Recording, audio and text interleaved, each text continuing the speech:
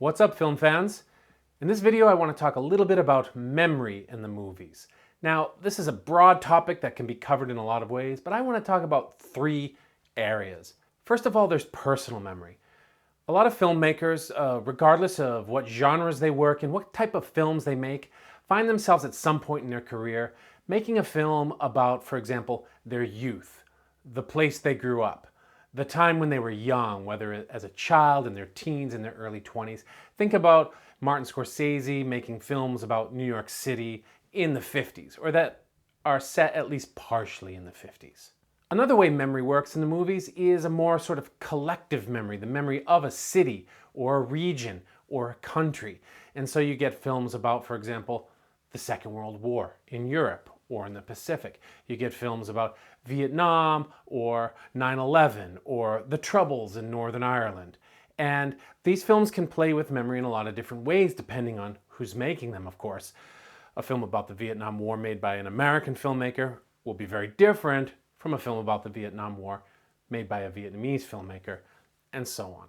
And the third category is movies that investigate how memory works. Movies that explore the memories of their characters, of the protagonist, for example. The films of the Hungarian filmmaker Márta Mészáros often do all three of these things at once, investigating the intersection between the personal, the broader, more sort of national or political, and then the ways in which film plays around with the potential for memory within the film to express something more personal or more broadly political. This is particularly true in her 1984 film, A Diary for My Children, the subject of this episode of What Makes This Film Great.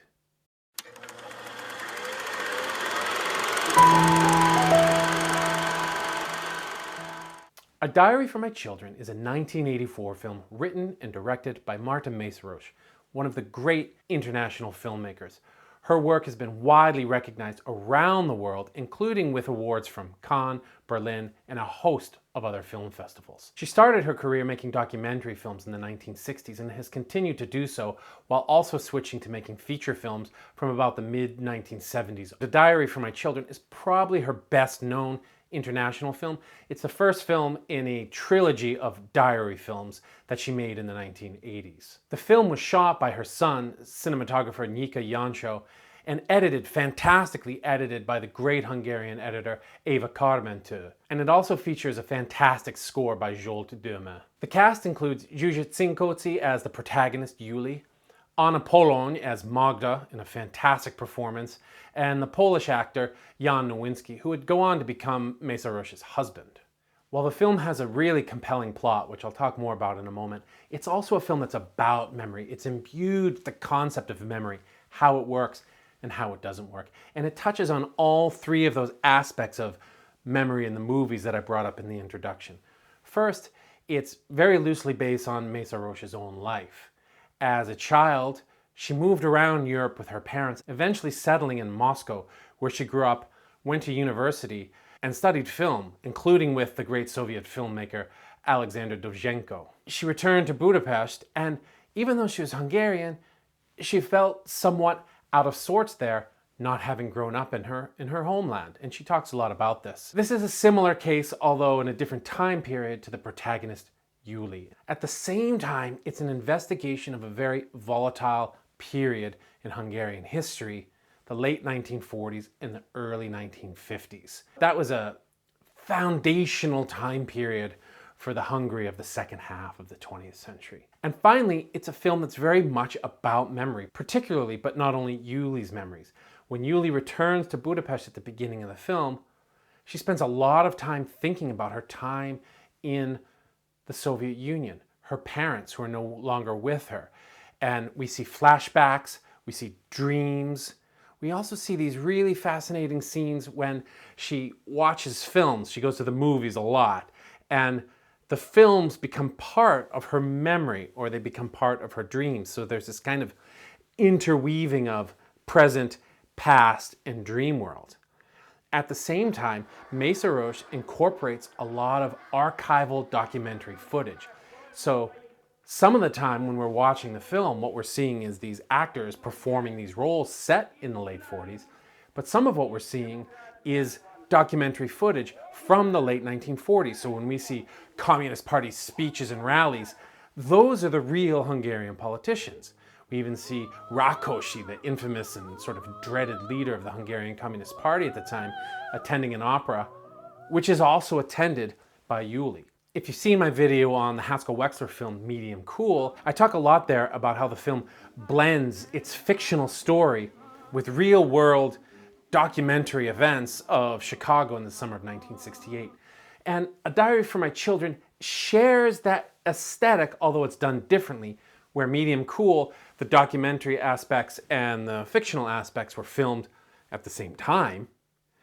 In A Diary for My Children, they're cleverly edited together. So we see opera footage from a Hungarian opera in the late 40s, then we see Yuli and Magda attending it, then we get a cut to these real 1940s Hungarian politicians back to the opera.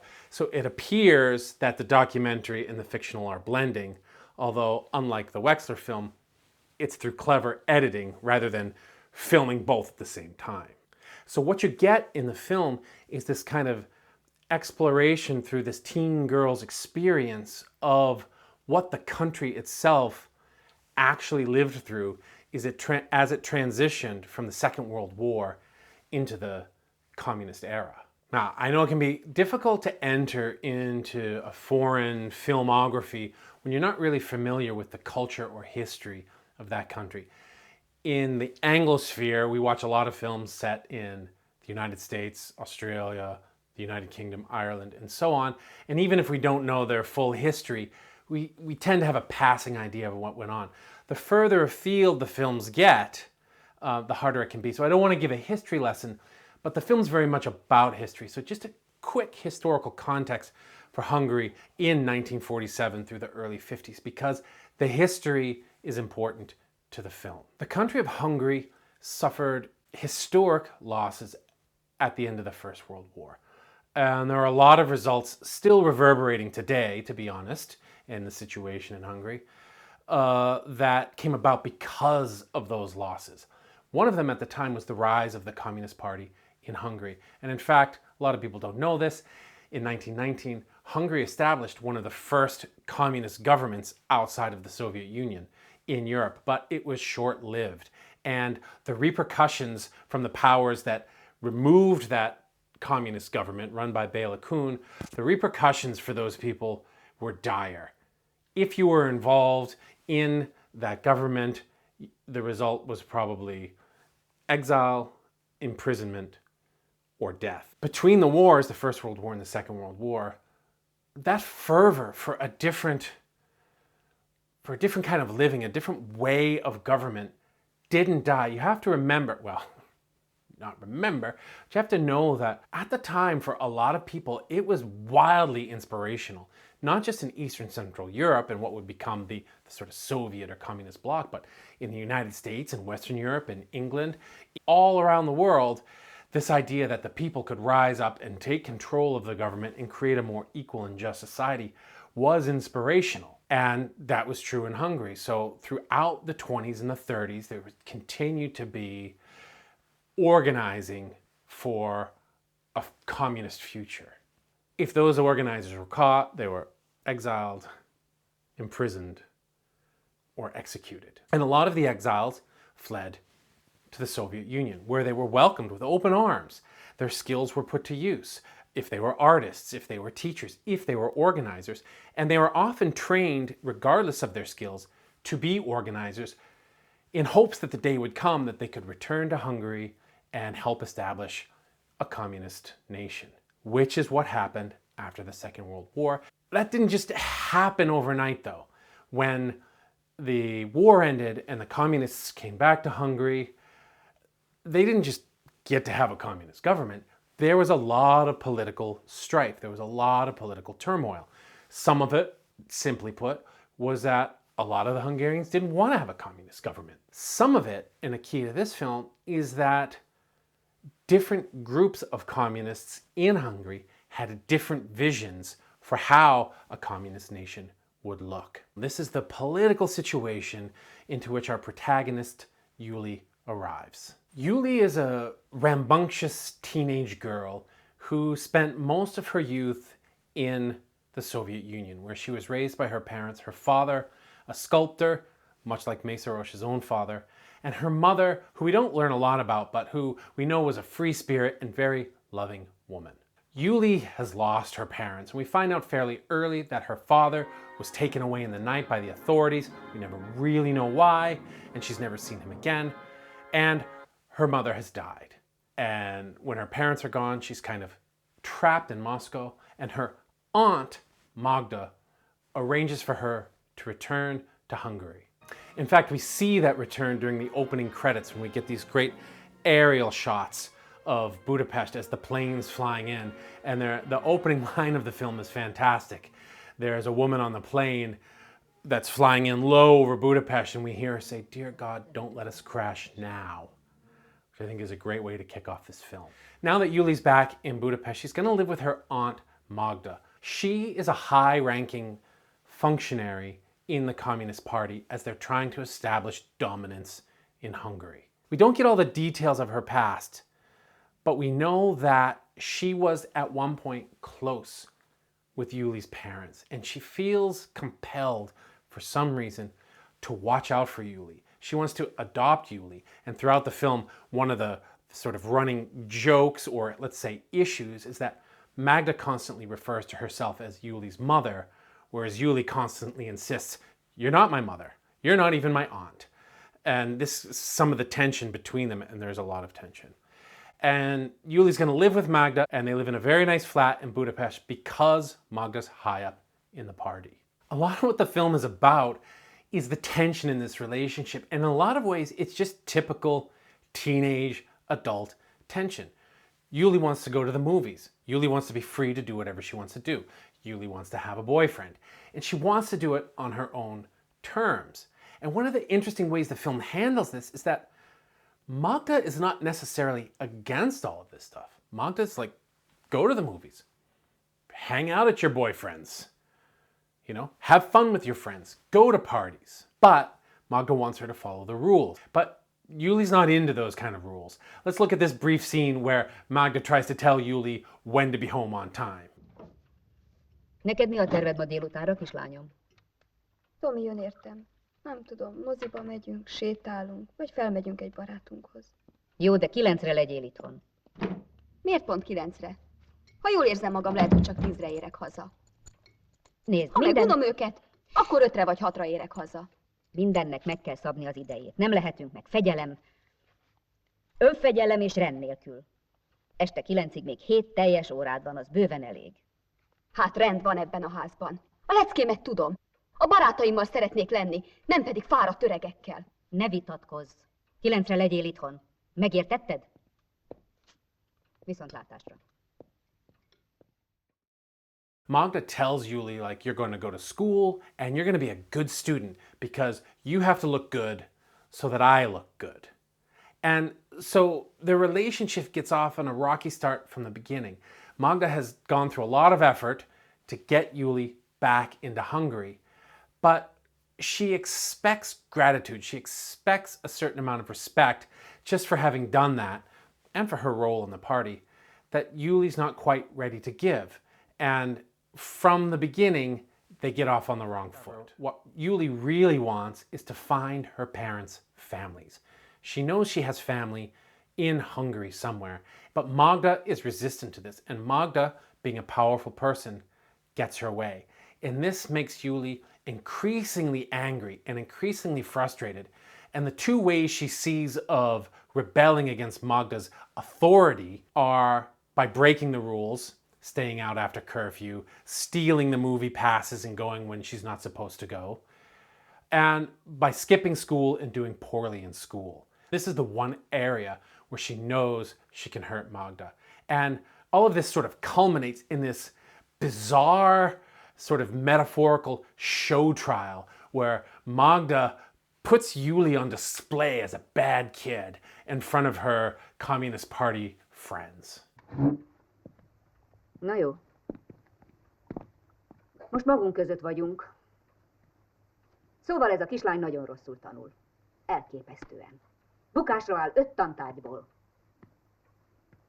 Csavarog. A múlt héten nem is ment be az iskolába, helyette moziba járt. Délelőtt mozi, délután mozi, késő este mozi, és aztán ki tudja, hol jár még. Adjatok tanácsot, tényleg nem tudom, mit csináljak vele. Kidobjam? Remélem, hogy észhez tér még. Vagy vegyem ki az iskolából? Adjam egy gyárba, hogy szakmát. One of Magda's friends is János. János runs a mechanic shop for the party. Over the course of the film, we find out that he and Magda and he and Yuli's parents have a long past that goes all the way back to the 20s, and that they've been organizing together to bring about the sort of communist revolution in Hungary for over 20 years. And there's a great scene when János tells Yuli a little bit more about how he knows Magda and why they're so tight. Régóta ismered Magdát? Ó, körülbelül 30 éve. Együtt kezdtünk a mozgalomban. Ha hiszed, ha nem, akkoriban kedves, kellemes nő. Ahogy a modern nőt elképzeltük. Csupa elevenség, eszesség. A feleségem legjobb barátnője. Még ma is előttem van. Ahogy mennek előttem az erdőben. 2 erős fiatal lány. És a jövő. Istenem, hogy hittünk mi akkor a jövőben. Sokáig nem is tudtam választani kettőjük közt. Katival akkor még nem voltunk összeházasodva. Végül aztán mellette döntöttem. Magda szerelmes volt beléd? Azt nem tudom. Amikor feleségül vettem Katit, eltűnt előlünk. És sokáig került minket. Aztán én 29-ben lebuktam. És Magda is ugyanakkor. Együtt fogtak perbe minket. Én rám 6 évet húztak, Magdára 4-et. Vácra kerültünk mindketten. Aztán jöttek az éhségsztrájkok, demonstrációk. És ő végigcsinált mindent, a férfiakkal együtt. 32-ben megszervezték a szökésünket. A Dunaparton dolgoztunk, és mi átúztunk a Jegesvizen. A szigeten már vártak minket. Kaptunk hamis útlevelet. Aztán irány Bécs. Később Bécsből mi tovább mentünk. Párizsba, Magda pedig Moszkvába.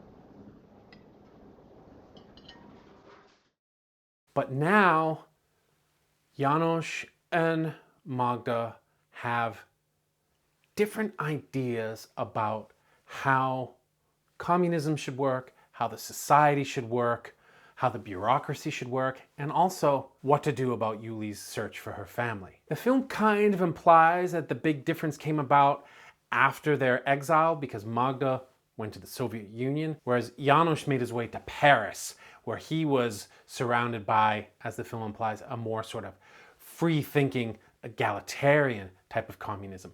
They both see themselves as representative of a sort of true communism. The problem for János is that Magda now has all the power in the relationship. All of these troubles are compounded, of course, by Yuli and János growing closer together. It's a sort of mentor relationship, a kind of uncle-niece relationship.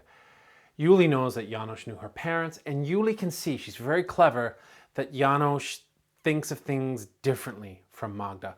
So Yuli appeals to János first to help her find her parents' family, and then later, as she becomes more desperate in her situation with Magda, she asks János to help her get away from Magda. And this creates a precarious situation for János because Magda is a high-level party member. She has a lot of power to punish. And for János to help Yuli in these ways is dangerous because one of the things Magda fears throughout the film is that there are spies and anti-party members everywhere. And János knows that if he helps Yuli, whom he wants to help, he'll start to move up Magda's suspect list. And the sad thing about this is that throughout the film, even when they're arguing, you can tell how much respect János and Magda have for each other. That they have these 2 decades of, serious, important work together. They went to prison together.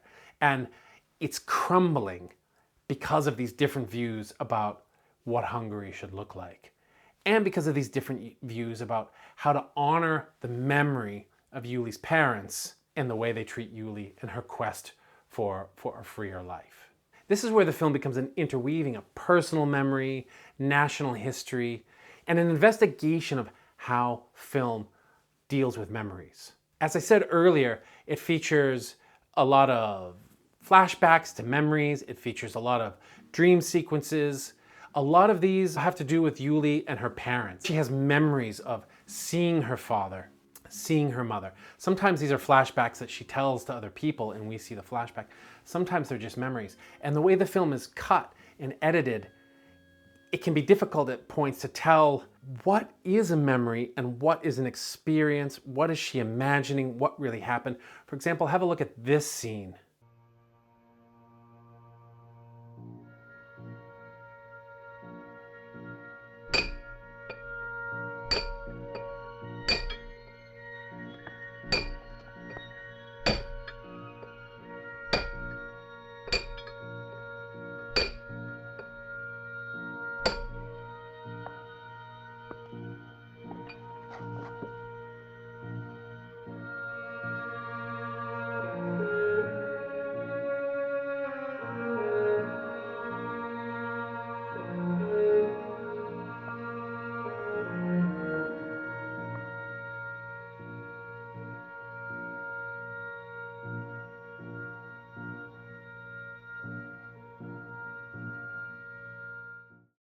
So you can see there the way Yuli actually, the older Yuli actually becomes a part of her memory featuring the younger Yuli. And this kind of unsettling blend of documentary fact, fictional reality, fictional memory, fictional dreams goes throughout the film. At one point earlier in the film, Magda asks Yuli if she wants to go to a fashion show, and Yuli doesn't know what that is, and Magda's like, well, let's find out.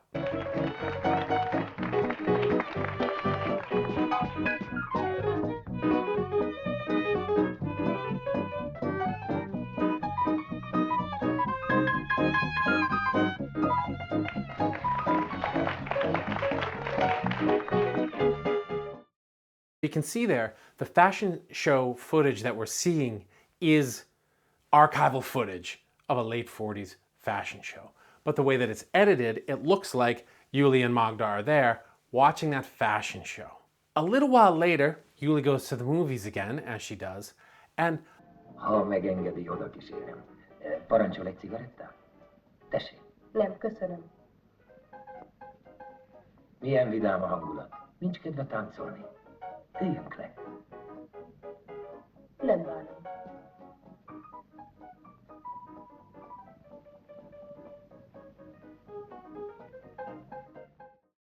you can see there that when we watched the fashion show, which is kind of a montage sequence with the film's score playing, and then when Yuli goes to watch the movie she's watching shares the same score as the film we're watching. So again, it's another way that the film is playing around with what is memory, what is reality, what actually happened, what do people think happened, and so on. A lot of Hungarian cinema from the 60s through the late 80s is set in the past, in the 50s, in the 20s, in the 19th century. And it often looks at the political situation in that era from an agreed upon vantage point in the present of whenever the film was made, to say, ooh, wasn't that bad?